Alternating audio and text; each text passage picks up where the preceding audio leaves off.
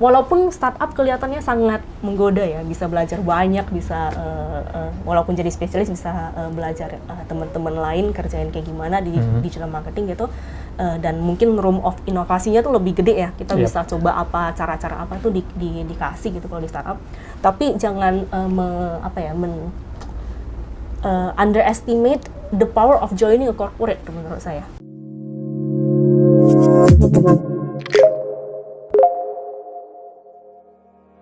Welcome to Ekrut Decode, tempat di mana kita dapat mengetahui detail karir dari tech talent di bidang software engineering, product management, data science, dan digital marketing.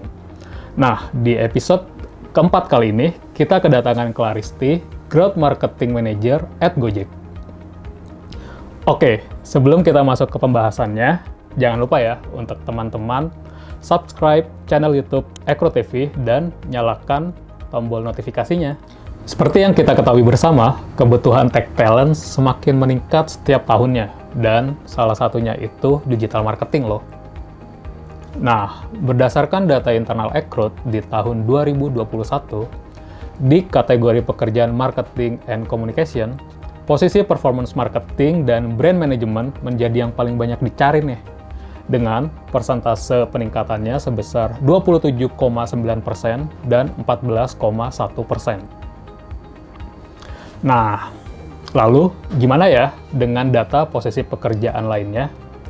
Kamu bisa nih mengakses informasi lengkapnya di Ekrut Journal melalui laman di bawah ini. Melihat angka tersebut, rasanya menarik kan untuk kita bahas nih profesi digital marketing lebih detail dari spesialisasi pekerjaannya, lingkup tugas dan tanggung jawab, skill set yang perlu dikuasai, hingga proyeksi karirnya di tahun 2022. Hai semuanya, balik lagi nih di Ekrut Decode. Kali ini kita kedatangan Claristi. Halo Clar. Halo. Apa kabarnya nih? Halo, baik-baik. Halo semua, makasih udah diundang di hari ini. Oke, akhir-akhir ini lagi sibuk apa? Iya, jadi sebagai Growth Marketing Manager di Gojek, specifically di Gojek Merchant nih, sekarang lagi sibuk tutup buku ya, karena banyak reporting yang harus kita mulai kerjakan, banyak reflection, setahun ini apa aja tuh yang perform, project-projectnya, apa yang bisa dibawa ke tahun depan, apa yang bisa dikembangin lagi, dan ya pastinya sama lah ya, sama beberapa mungkin teman-teman lain yang udah bekerja juga di sini. Oke, nah sebelum kita masuk ke pembahasan intinya nih, gue pengen tahu dulu nih, untuk digital marketing itu sebenarnya cakupan kerjanya itu secara profesi atau job title itu apa aja sih? Nah, jadi mungkin sedikit juga berbagi di growth marketing Gojek Merchant nih, tim saya itu ada juga tim digital marketing tuh. Nah, kita berdua nih, dua tim ini berada di bawah performance marketing di merchant marketing di Gojek sendiri gitu. Jadi digital marketing tuh sesuatu yang mungkin udah trending banget ya sekarang, dan pastinya diperluin, apalagi sekarang udah dunia digital, semua information system juga berkembang, komunikasi juga berkembang, pastinya dengan teknologi yang makin canggih, digital marketing is something that I think every company should have right now gitu kan. Nah, jadi dengan digital marketing ini, menurut saya sih ya, banyak orang yang mungkin punya teori yang beda-beda nih.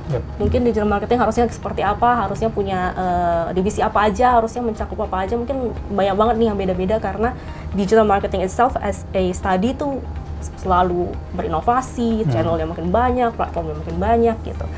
Jadi menurut saya sih, kalau pandangan saya nih, ada 3 nih cakupan besar di digital marketing gitu.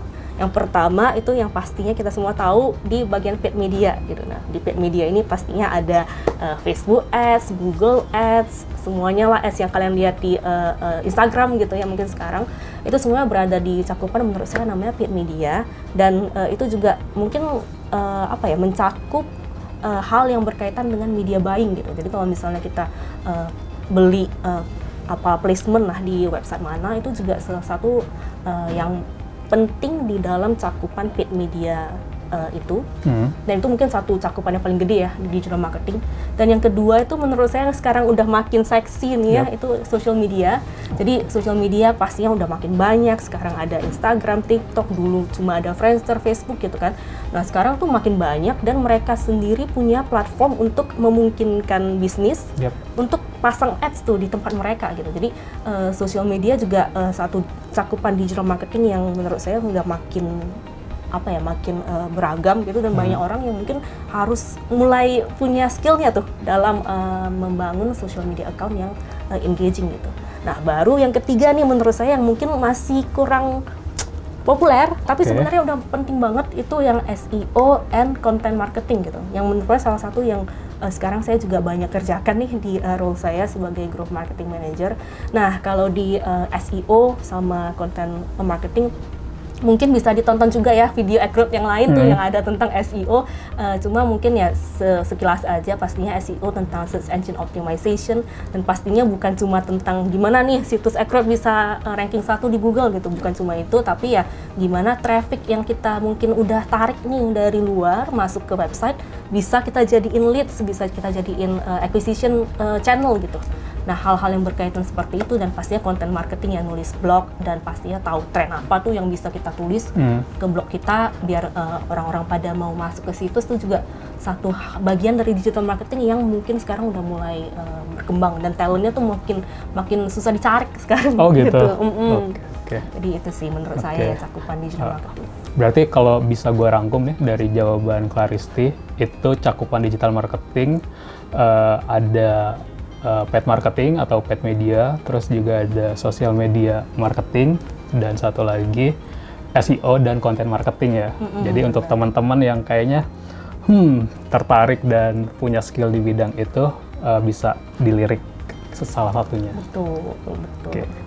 Nah selanjutnya nih, biar teman-teman juga makin mantep nih mau memilih karir di spesifik bidang apa digital marketing, gue mau nanya, untuk entry level sendiri nih, fresh grad, baru kelar kuliah ya biasanya ya, itu sebaiknya dia tuh memilih karir yang sifatnya itu generalis atau spesialis. Seperti yang kita tahu kan, di setiap company dan sektor industri juga berbeda-beda ya. Ada yang langsung membutuhkan spesialis di early stage position, ada yang generalis dulu. Kalau menurut lo gimana? Sebenarnya banyak role di perusahaan atau di startup sekarang itu mengharuskan kita jadi generalis dulu gitu, dan baru dari situ masuk ke spesialis ya. Tapi sebenarnya menurut saya untuk digital marketing sebaiknya tuh spesialis dulu gitu. Wow. Sebenarnya agak itu ya, agak berbalik lah, bertolak belakang. Alasannya apa tuh kita harus dari spesialis dulu? Jadi karena menurut saya kalau di digital marketing ya, banyak hal-hal itu skill yang dibutuhin tuh sangat teknikal gitu. Jadi kayak Facebook Ads itu nggak bisa kita cuma belajar kayak baca 2 pages di Google terus jago gitu, nggak bisa kayak gitu. Karena beneran kita udah harus tahu gimana cara mengoperasikan si dashboard untuk nge-setup ads itu gitu. Jadi mungkin teori-teorinya kita bisa belajar ya, kayak ads-nya harus size-nya berapa, atau harus yang ada berapa teksnya dan stuff like that. Tapi sebenarnya mengoperasikan sistem engine itu juga satu hal yang menurut saya nggak bisa dipelajari lewat kayak dalam short amount of time gitu. Jadi bagusan sih sebaiknya beneran dibangun dulu technical skill set di bagian satu hal itu yang dipilih di antara banyaknya ranah di digital marketing. Barulah pelan-pelan ditambah-tambah tuh, makin berkembangnya experience, makin ditambah tuh misalnya masuk ke ranah Google Ads, masuk ke ranah paid media yang berhubungan non Facebook sama non Google. Baru misalnya mau masuk ke bagian SEO dan stuff like that tuh kayak beneran harus di staging sih menurut saya ya. Gak bisa kayak langsung saya mau semuanya dalam 1 bulan saya harus jago gitu. Kayaknya agak-agak takutnya agak-agak mustahil aja sih rasanya gitu. Tapi gue penasaran nih, biar perspektifnya makin lengkap ya. Kalau kita milih generalis dulu, itu resikonya apa gitu? Jadi kalau misalnya generalis dulu, takutnya semua yang kita tadi kan cakupannya luas banget ya di digital marketing. Jadi kita punya dikit-dikit of everything, sehingga performa di company itu takutnya nggak kelihatan banget gitu. Jadi digital marketing is all about result oriented gitu lah. Yap. Jadi lu itu diukur performanya berdasarkan cost per kliknya berapa gitu, cost per acquisition-nya berapa gitu kan. Fact based banget ya digital Beneran marketing. harus ada apa tuh ya, kuenya di depan gitu yang bisa dilihat. Jadi bukan kayak prosesnya gimana atau progresnya gimana. It's lesser about that, but more about like the number that you produce gitu kan. Nah, jadi kalau misalnya lu generalis, lu bisa dikit konten, lu bisa dikit social media, lu bisa dikit Facebook ads, tapi nggak gitu jago. Jadinya yang keluar itu kuenya setengah mateng Iya gitu. sih. Jadi kalau kayak gitu ya takutnya ya performanya nggak bersinar lah ya yang sebenarnya lu bisa gitu. Oke, catat tuh teman-teman tips dari Claristi. Oke, tapi gue makin kulik lebih dalam lagi ya. Kalaupun kita oke lah spesialis dulu gitu dengan keuntungan yang tadi lo jelaskan. Kira-kira berapa lama gitu kita untuk coba di spesialis sampai akhirnya kita bisa expand skill set kita mungkin ke ranah digital marketing lainnya. Nah, kalau digital marketers itu menurut saya sebenarnya sifatnya sangat eksekusional ya. Jadi beneran dikerjain itu nggak bisa di planning aja gitu. Jadi ini contohnya misalnya kalau kita mulainya tuh sebagai content writer dulu di kategori SEO and content marketing dulu gitu. Jadi kita jadi content writer, kita pelajarin tren, kita membuat blog, kita pastinya planning lah ya gimana blog apa yang muncul di kapan dan work on that gitu kan. Baru kita masuk ke ranah SEO pastinya kan. Pelajari keyword trend, keywordnya harus apa aja gitu. Dan pastinya SEO kan banyak banget nih, ada on page optimization, ada off page, ada technical yang berkaitan dengan perubahan diubah gitu kan, how the website looks like. Jadi barulah kita mungkin pelan-pelan masuk ke bagian SEO. SEO dan content marketing udah jago nih, nah mungkin suatu perusahaan akan kasih kesempatan tuh masuk ke ranah-ranah Google Ads gitu. Karena kan pastinya dengan SEO lu harus beneran tahu tentang how Google Trend works, how Google Search Console works gitu kan, all these tools gitu kan. Jadinya kalau memang udah jago tuh Google Search Console gitu, jadinya lu bisa buat ads sebenarnya, lu bisa mulai masuk ke Google Ads, barulah mungkin expose diri lo ke Facebook Ads dan berbagai hal yang berada di dalam kategori paid media gitu. Nah kalau itu juga udah jago gitu, mungkin udah bisa masuk ke ranah social media juga gitu. Karena ketika lu pasang ads di Facebook gitu kan, lu tahu ini yang mana yang paling perform, and then feel like oh berarti kontennya seperti ini engaging ke audiens saya yang seperti itu gitu.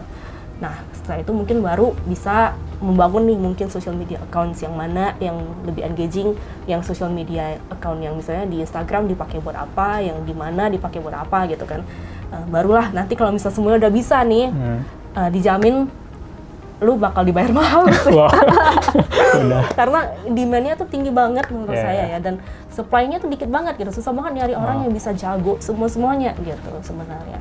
Jadi kalau bisa ada dirimu yang bisa melakukan semua itu, pastinya lu bakal jadi yang very needed talent in the industry gitu. Oke. Tapi itu mungkin di mid and senior level kali ya, untuk kebutuhan yang lebih kompleks.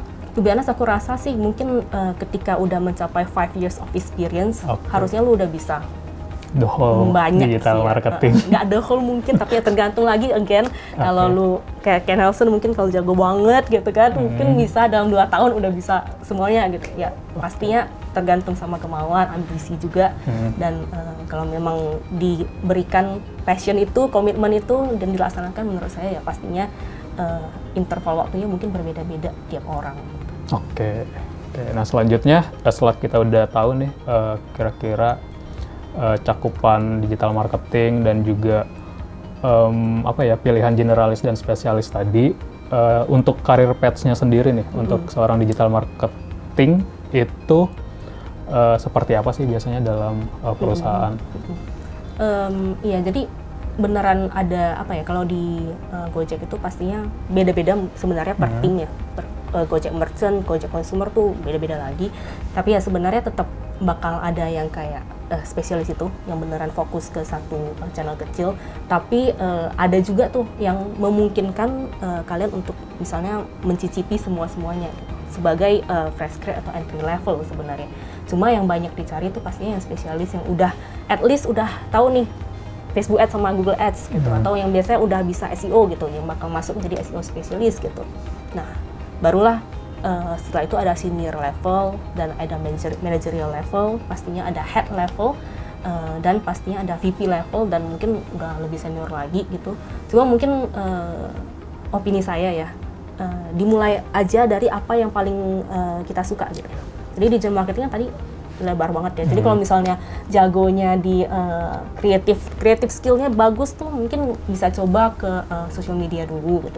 Atau kalau misalnya konten blogging skillnya bagus gitu, mungkin bisa ke content marketing dulu gitu. Atau kalau memang udah jago banget dari mungkin background accounting atau apa gitu kan nggak harus marketing ya backgroundnya untuk masuk digital marketing. Kalau dari background misalnya accounting dan bisnis gitu dan bisa jago ngeliat data, jago ngeproses budgeting untuk media apa, budgeting untuk iklan apa, pinter itu mungkin paid media bisa dicoba gitu. Jadi barulah dari sana step by stepnya, again laddernya berbeda tiap perusahaan. Cuma ya pastinya kalau entry level selalu expect kalau kalian bakal eksekusi banget gitu di awal. Gitu. Oke. Nah selanjutnya kalau cara mempersiapkan diri gitu untuk siap menjadi seorang digital marketer ya, dan banyak dicari oleh HR dan tech company sekarang ini, itu apa sih kalau boleh kasih tips? Again menurut saya digital marketing ini mungkin nggak banyak diajari di sekolah ataupun di university, itu mungkin belum ada banget technical skillnya, apalagi platformnya makin banyak gitu ya, kayak platform untuk pasang ads itu kan makin beragam ya, inovasinya makin banyak dan nggak mungkin semuanya tuh bisa secepat itu dituangkan ke kurikulum di universitas gitu. Jadi menurut saya sih ikuti course yang sekarang udah banyak ya. Mungkin di beberapa startup itu ada yang menawarkan course digital marketing yang kita bisa ikut misalnya seminggu berapa kali gitu untuk belajar specifically untuk SEO atau specifically untuk Facebook Ads gitu. Ikut beginian nih menurut saya penting banget kalau misalnya mau masuk ke digital marketing ini. Dan sebenarnya agak penting itu adalah punya mentor sih yang udah beneran ada di dunia digital marketing selama ini gitu ya, untuk tahu tren terkini kayak gimana, untuk tahu sebenarnya kebutuhan company itu apakah berubah atau enggak gitu. Itu yang menurut saya dipersiapkan, dan pastinya banyak belajar, banyak ikut tren gitu yang ads apa gitu, digital marketing trends apa yang makin berkembang, itu juga dicoba pelajari gitu. Dan menurut saya yang paling penting ya, kemarin tuh saya baca berita nih Nelson ya. Apa tuh? Di LinkedIn kayaknya dia keluarin statistik ya. Jadi digital marketing professionals itu adalah peringkat ke-6 dari banyaknya pekerjaan yang ada di LinkedIn job post ya pastinya, yang termasuk paling banyak dicari gitu, digital marketing professional gitu. Dan di dalamnya tuh ya mencakup hal yang berkait yang mungkin tadi udah saya sebutin, ada di Facebook Ads, ada di SEO dan stuff like that gitu kan. Jadi menurut saya kesempatannya tuh sebenarnya gede banget, demand-nya gede banget nih. Cuma gimana aja kalian actually memposisikan diri dengan technical skills yang ada kalian punya gitu, untuk ya biar jualannya tuh lebih bisa lah gitu, masuk ke company yang bagus. Oke. Berarti kalau boleh gue rangkum lagi nih, sebisa mungkin kita berusaha sendiri ya, bisa ikut online course atau mentorship, cari orang profesional ya, ngekor deh istilahnya, ngekor ilmu dari dia. Oke. Selanjutnya nih ke pertanyaan yang ditunggu-tunggu mungkin ya, sesuai dengan judulnya. Peluang karir dan proyeksi digital marketing itu semenjanjikan apa sih? Nah, tadi mungkin saya udah kasih statistik dari LinkedIn yang mungkin saya baca sebelumnya tuh. Itu top 6 yang, dan setahu saya tuh kalau nggak salah di berita ini, mungkin saya salah atau enggak ya, ada sekitar hampir 860.000 job post yang berkaitan sama digital marketing. Wow. Sebanyak itu, yang beneran levelnya beda-beda, ada yang dari entry, ada yang dari senior, beda banget gitu, banyak banget. Dan menurut saya ya, kayak sekarang dunia digital tuh apalagi kalau di startup ya, kalau startup baru muncul, biasanya produknya pasti digital based gitu. Pasti adalah ranah-ranah jualannya online lah, ataupun produknya yang online based gitu. Nah, startup kayak gini nih yang sebenarnya kalau kalian join startup ya, bakal ke expose sama banyak kesempatan gitu. Tentang digital marketing yang bagian yang content marketingnya gimana cara kerjanya, yang SEO-nya gimana cara kerjanya, Facebooknya yang gimana gitu. Jadi walaupun lu spesialis di satu aja tuh, lu bisa lihat tuh orang lain tuh kayak gimana, lu bisa belajar dari teman-teman yang ada di startup itu sendiri gitu. Jadi joining a startup tuh menurut saya adalah suatu momentum yang mungkin bisa diambil dan yang bakal akan makin banyak ada nih, apalagi startup landscape di Indonesia makin banyak yang unicorn sekarang ya, seperti yang kita tahu banyak yang IPO juga gitu. Jadi menurut saya ya itu yang bisa kita coba. Dan mungkin satu lagi adalah walaupun startup kelihatannya sangat menggoda ya, bisa belajar banyak, bisa walaupun jadi spesialis bisa belajar teman-teman lain kerjain kayak gimana di digital marketing gitu, dan mungkin room of inovasinya tuh lebih gede ya, kita bisa coba cara-cara apa tuh dikasih gitu kalau di startup. Tapi jangan underestimate the power of joining a corporate menurut saya. Jadi kalau misalnya kamu punya digital marketing skill, and then you come into a corporate yang mungkin mereka udah established ya, mereka nggak gitu banyak digital presence gitu.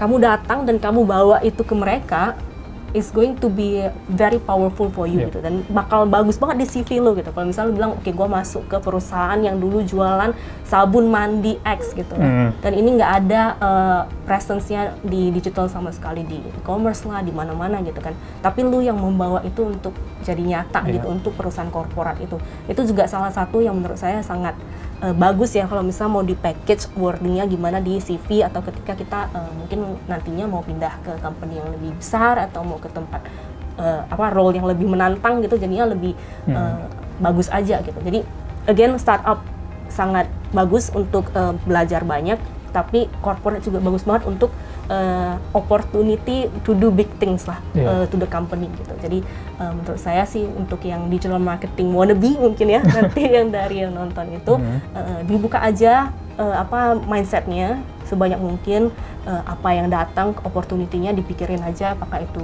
oke atau enggak. Dan yang terakhir nih mungkin ya, yang mungkin saya mau kasih tipsnya juga, jangan terlalu pakem juga harus technical skill-nya bagus, tapi soft skill-nya juga sebagai seorang employee itu seperti apa gitu. Jadi how you actually give feedback to people, how you communicate, presentation skill-nya gimana, stakeholder management-nya gimana, pas ngomong sama orang yang lebih senior seperti apa, pas presentasi ke bos seperti apa. Skill-skill kayak gitu juga sebaiknya dibangun dan dikembangin gitu. Karena bayangin deh, Nelson, kalau misalnya angkanya udah bagus nih, cost per kliknya cuma $0,1 gitu kan, tapi presentasinya nggak bagus. Terus siapa yang bisa tahu kalau misalnya itu 0,1 itu bagus gitu. Karena banyak orang yang mungkin nggak akan punya knowledge sebanyak kamu gitu.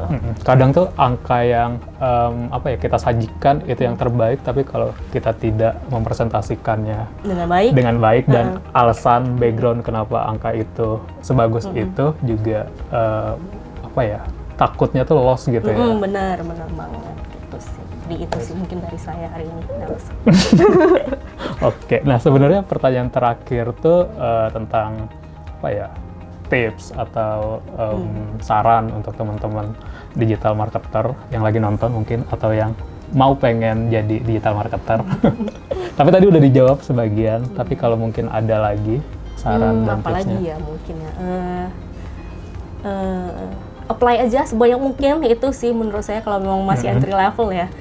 Dan CV-nya tuh kalau bisa dibacalah gimana cara membuat CV yang bagus gitu kan. Karena kalau misalnya kayak perusahaan Gojek ya, selama saya hiring gitu, pastinya banyak banget ya yang masuk gitu. Dan saya nggak mungkin beneran detail banget nih Nelson seperti apa manusianya, seperti gitu nggak bisa gitu. Jadi yang pastinya yang paling pertama saya lihat ya pasti CV-nya gitu. Jadi kalau CV-nya aja nggak mempresentasikan apa yang misalnya kamu bisa gitu, atau misalnya di university pernah juara lomba apa gitu kan, kalau itu semua nggak tersampaikan dengan baik gitu ya, jadinya agak-agak tricky ya kesempatannya untuk, karena banyak banget nih kan yang dilihat gitu, like the CV are competing with each other gitu. Jadi kalau bisa itu juga satu skill yang menurut saya agak di overlook sama orang-orang, padahal itu satu skill yang harus dimiliki, apalagi untuk job seeker gitu. Kalau portfolio itu bisa jadi additional value atau? Bisa.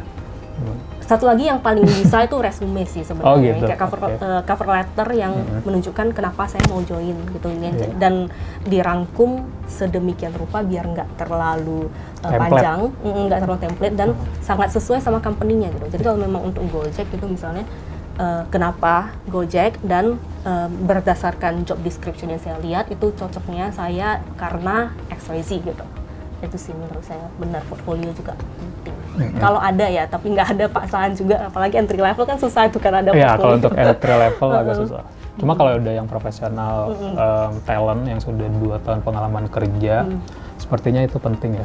Ya penting banget. Kalau ada pasti diminta sih ya biasanya sama job apa yang interview ataupun yang lagi buka job opening gitu biasanya bakal diminta juga. Oke, kalau gitu banyak banget nih insight yang udah kita dapat. Semoga bermanfaat ya dengan segala sharing yang semoga nggak ini ya terlalu overwhelming. Mungkin malah butuh informasi yang baru. Oke. Mungkin untuk teman-teman juga yang punya request topik tertentu di Ekrut Decode atau digital marketing dari pembahasan kita yang kurang lengkap, kalian bisa loh komen di bawah untuk bisa jadi bahan pertimbangan kita buat konten selanjutnya. Mungkin gitu aja. Thank you banget loh Claristi udah ngisi di sini. Oke, kalau gitu gua Nelson dan saya Claristi. See ya. Bye. Untuk kamu yang sedang mencari pekerjaan, bisa banget nih, langsung daftarkan dirimu di www.ekrut.com/signup untuk menemukan berbagai kemudahan dalam mencari pekerjaan yang tepat untuk kamu.